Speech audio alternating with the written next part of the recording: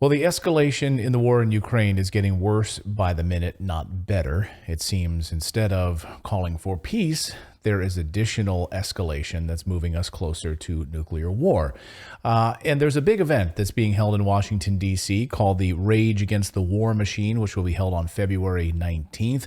One of the organizers of that event is Nick Brana, who is joining us now on the show. Nick, welcome to the show. We are vehemently anti-war on this show. When I heard you were putting this event together, I said we've got to get you guys on the show to get the word out as much as possible. So thank you so much for what you're doing, and thank you for joining us. Thanks for having us on, Clayton.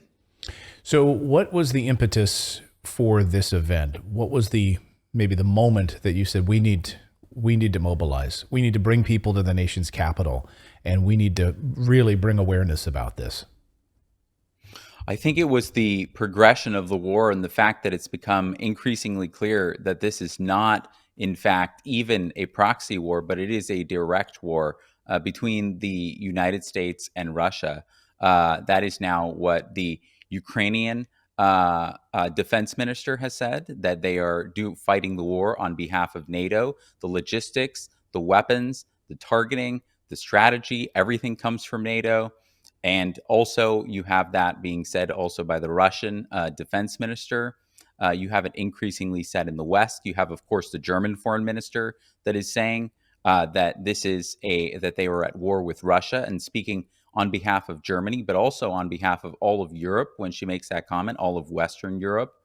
So it's that escalation and the fact that, of course, there are now red lines that are being crossed that were initially drawn by including the Biden administration, the most pro-war, warmongering factions of the U.S. government, that is, of course, the aggressor in this conflict.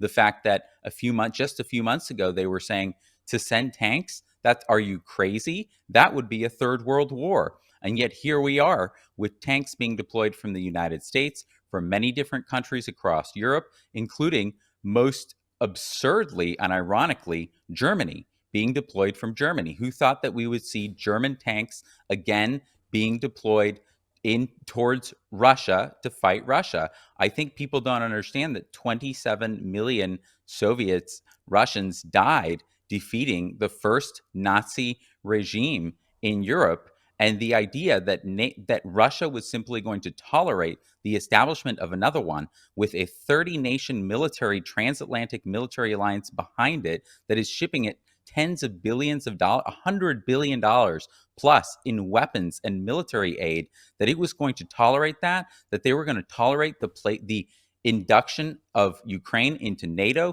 the placement of missiles that could strike nuclear missiles, cruise missiles that could strike Russian cities, including Moscow, in just 3, 4, 5 minutes. That is absurd. People have to understand that Russia has been invaded from the West several times, and that invasion path goes through Ukraine.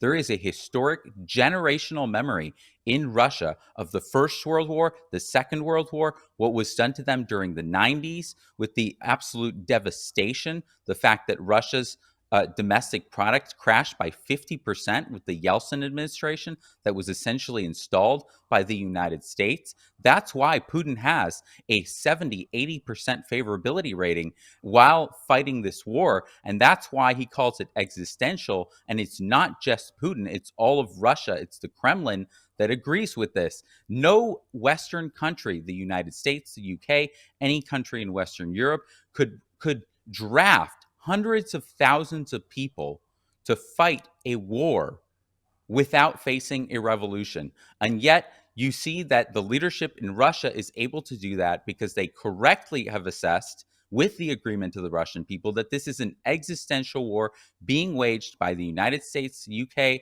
and all of NATO against them, with the explicit goal of balkanizing Russia, of cutting it up into multiple different countries, and deposing their leadership. If that happened in the United States, there would be a nuclear war tomorrow. I hope that people clip what you just said and share it everywhere, because that was the most poignant, spot-on assessment of what's been happening. And you're right about these red lines. I think about what was said at the beginning and the outset of this special military operation, which was we would never send tanks, we would never send jets, we would never send American personnel. That is, of course, a bridge too far. We would never send long range heavy weapons. We would never send HIMARS. We would never do these things. And at each instance, all of those red lines have been passed. And now what's left? What's the final red line? Troops on the ground? And of course, we're hearing that that is being pushed now by NATO. We've heard that from Jens Stoltenberg. We've heard that from other members of NATO. We've heard that from an admiral whose name escapes me at the moment, talking about potential troops and facing Russian forces head on. That's the next step. And each line they've crossed, what's left for us to think that they're not going to cross this next line? You're absolutely right. That now they're normalizing the jets, they're normalizing the troops. In fact, they're even normalizing the idea of fighting a nuclear war over this conflict. There is an increasing school of thought that says, well, Russia just has to be defeated at all costs. And if that means that we're going to fight a nuclear war, so be it. When the mayor of Kiev was at the WEF, he was interviewed in this incredible interview, and he was asked the question, why do an increasing number of people in the United States and the West are asking, is it worth it to fight a nuclear war over Ukraine, especially given the fact that this is a NATO US provoked war? And without missing a beat, the mayor of Kiev, who is this US CIA State Department puppet, essentially, said it's worth it because if we don't do that, Russia is next going to invade Poland, and then they're going to invade Romania, and then they're going to come and conquer all of the Western world. Who believes that? Nobody believes that. Just look at the damn map. Which block has come towards the other, has encircled the other over the past 3 decades since the end of the Cold War. Look at the map and you see that it's the expansion of NATO right up to the border of Russia, something that the United States promised would not happen to Gorbachev in the 90s as a condition of reunifying Germany and ending the Cold War. That was violated by every US president. And when you look at it, now we have NATO doubling in size, coming right up to the border of Russia. So this event on the 19th, can you tell us about where people can go if they want to come to DC, watch it, be a part of it? Can you give us a little insight into how this event will unfold, this Rage Against the War Machine rally? Absolutely. We've come together with the Libertarian Party, Action for Assange, World Beyond War, many different partner organizations in a kind of urgent emergency mobilization in the United States to come together, bring together the largest rally since the protesting war, since the Iraq War. That's what it's going to be, because that's what this moment requires. That's what this world war requires. We have to stop it before it goes nuclear, which is what will happen if there is no resistance. The only thing that is going to prevent this kind of escalation that we talked about from happening is if thousands of people get in the streets, as they did during the Vietnam War, as they did during the Iraq War, and we show that we are not going to tolerate the fact that $100 billion of our taxpayer money is going towards this war. We're not going to tolerate losing our civil liberties for these wars anymore. We're not going to tolerate the fact that we're killing hundreds of thousands of people in Ukraine and have killed hundreds of thousands, millions of people around the world, in Iraq, in Libya, in Syria, in Vietnam, with these endless wars. We're in a place, Clayton, where the military industrial complex is consuming whatever remains of the American economy. Half of our discretionary spending now goes to the military. So on February 19th, thousands of people are going to come together. We are going to rally at the Lincoln Memorial. Tulsi Gabbard's going to be there. Dennis Kucinich is going to be there. Jimmy Dore is going to be there. Ron Paul is going to be there. It's going to be an incredible lineup. Chris Hedges. We have about 20 different amazing speakers from all across the political spectrum, left and right and everywhere in between, are coming together and saying to stop a war is not, this war and nuclear war is not a left-right issue. It's a human issue. It's an existential issue.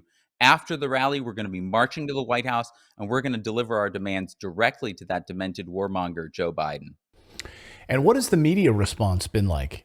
You know, I imagine the New York Times will be there, the Washington Post will be there, all of the major broadcast networks will be there. They will have their cameras set up, just like it's the inaugural address, right? President Biden out there on the dais about to give his speech and taking up the second inaugural address. You'll have all of the mainstream media will be there covering this event, right? You would think that would be the reaction to a declaration of world war, right? When we have nuclear weapons. But the media has abandoned the people of the United States. They've abandoned the people of the world, and they've betrayed them to a degree that is almost equal or only equal to the politicians in the United States and to the military industrial complex. They used to say that the revolution would not be televised. Apparently, the Third World War is not going to be televised until the nukes are flying, because the media and the political class have so betrayed people in this country and across the West and around the world. They never, first of all, they almost never talk about the war. And when they do, it's straight up propaganda. It's straight up propaganda about how Putin is the devil and Russia is hell bent on building the new Soviet Union, which there's no evidence for, and that's the only thing that you hear. And so, of course, all the media we've heard from the media, to the extent that they've covered it at all, is attacks. All they've done is attack the rally, try to create one division over another, and it's very strategic. It's very strategic. And frankly, I wouldn't be surprised, given the history of Operation Mockingbird, given the history of media manipulation by the CIA, if in fact there is intelligence involved, because the attacks are constantly, very strategically attempting to break up the coalition, which is that of one across left and right. So that's the only reaction. Heavens forbid they actually cover the fact that there are billions of lives at stake, that hundreds of thousands of people have already died, that the Ukrainians are essentially just cannon fodder in this war, as are the Russians. None of that apparently is anything that they care about. No, it's absolutely coordinated. We see it on a regular basis with the intelligence state. It's amazing to watch the Associated Press, the mainstream media outlets, Reuters, the BBC, almost parrot the exact same talking points within a 24-hour time period when we have an alleged, an alleged Russian war crime or something like that, which then gets later debunked a week or so later. But as Mark Twain would say, a lie makes its way around the world before truth has a chance to put on its pants. So you have the Associated Press, you have the BBC, you have Reuters, you have these news organizations coming out with these reports with unnamed sources almost immediately. And it's clearly, look, I don't want to be terribly cynical, but it looks clearly coordinated from some sort of intelligence component of all of this. Look at what happened when the Ukrainian missile struck Poland. There was a straight 24 hours where they were talking about, as if it was a certainty, that Russia had bombed a NATO country, triggering Article 5. World War III was trending all across Twitter, and then of course, that was, there's different perspectives. I think there's a lot of reason to believe that it was a deliberate provocation from a Ukrainian Zelensky regime, despotic regime, that knows that it's losing this war and has repeatedly stated that it wants a preemptive nuclear strike on Russia and is trying to drag other countries into the conflict, is trying to trigger Article 5. And so I think that's the kind of thing that we need to look for right now, Clayton. And I know you've talked about it. I talked about it recently with Kim Iverson. A lot of people are talking about it. And the more attention that we can bring to it, the better. And that is the fact that when you look at our history, all the way back to the Spanish-American War, the First World War, the Second World War, there is a sense, especially in the United States, Americans are generally very reluctant to fight wars. And of course, the United States is the dominant, the preeminent aggressor in this war.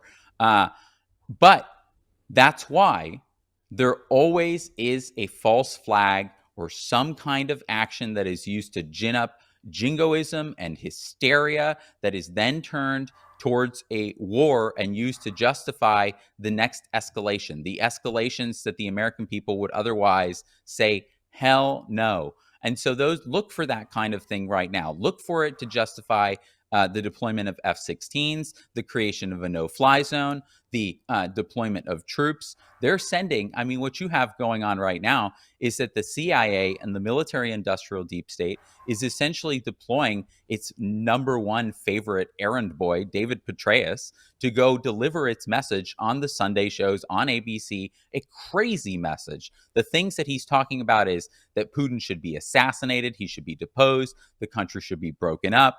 So look for that kind of thing. And now he's talking about a coalition of the willing. So look to that guy if you want an indication of where the kind of, military industrial deep state is going. And what they're talking about now is a coalition of the willing of countries that are going to send troops that are going to invade Ukraine from the West and directly confront Russian soldiers.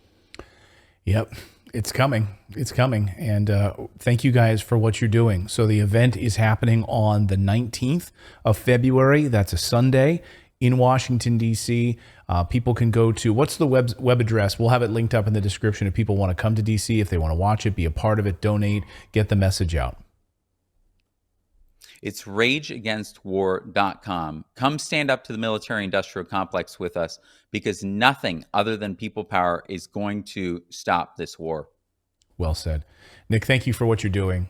I hope that's a big success. We will be promoting it heavily here on Redacted. And thank you again for joining us here. We really appreciate it. Thank you, Clayton. And thank you for the clarity that you lend to this war and this crisis at your channel. So thank you so much, Nick. And the website, again, is rageagainstwar.com. You can go there and check it out. And you can also see, you can see all the stuff. You can donate right there. You can see the different speakers who are involved. You can buy some different clothing as well. Check them out. So again, rageagainstwar.com. So our thanks to them for doing what they're doing. It's unbelievable, really, isn't it? I mean, that we don't have an anti-war movement in the United States anymore. You just think about the images, right, from the 1960s and into the 1970s. People trying to get us out of Vietnam and these proxy wars, and where has it gone? Well, and that's what I was going to say. Like, you look at Vietnam, you had videos, you had like the caskets coming out, you saw the pictures, you saw the reality of war. The Gulf War, they had tons of videos and everything, you saw the reality. And then in Desert Storm, they're like, no more videos, no more pictures. And so now any other war that we're into, it's all textual, it's all easy to manipulate. And anybody that shows videos or anything are silent. So it's like, they've made it so that they can propagandize them easier because they don't have video evidence. Because we've learned, when Desert Storm, when WikiLeaks released the videos of what was actually going on, again, we rose up because we realized what was going on. So they just try harder and harder to hide what's actually going on in war. Yeah, they don't allow anymore there's been not whistleblowers, but journalists who were in Iraq covering it and were told by the U.S. military, you can't film that, you can't film that. And of course, you had those embedded reporters who would go out and cover those stories. But they're literally propagandists because they're being embedded with military units and being shown things that they're allowed to see and cover. You're not allowed to film that. If you do, we will confiscate your tapes on the way out, which is exactly what happened. Just watch. You ever see the movie Three Kings with George Clooney and Mark Wahlberg? Right, yeah. Like, that's a really good movie that shows the embedded journalists and how they were told, like, where they could go and all that. And there was, like, burnings and stuff, like, the burning piles. They're like, stay away from that. Don't go to that film story. that. Don't film that. Here's a good story. We're going to set you up and put you with a colonel, and you're going to run around with him, and he's going to tell you what you need to know. And we also don't show flag draped coffins coming down at Dover Air Force Base either. Like, we don't show that anymore like we used to. We don't show that. Keep that off television. So it is sanitized. It's totally sanitized. Thank you so much for watching this segment here at Redacted. We are live every day at 4 p.m. Eastern Time, trying to share the stories that the mainstream media will not cover. You should also come over and join our community of Redacted Rebels over at redacted.inc. That's our private locals community where we can share exclusive content that we simply cannot share here on YouTube. Come over and join the rebellion together right now by going to redacted.inc. We'll see you next time.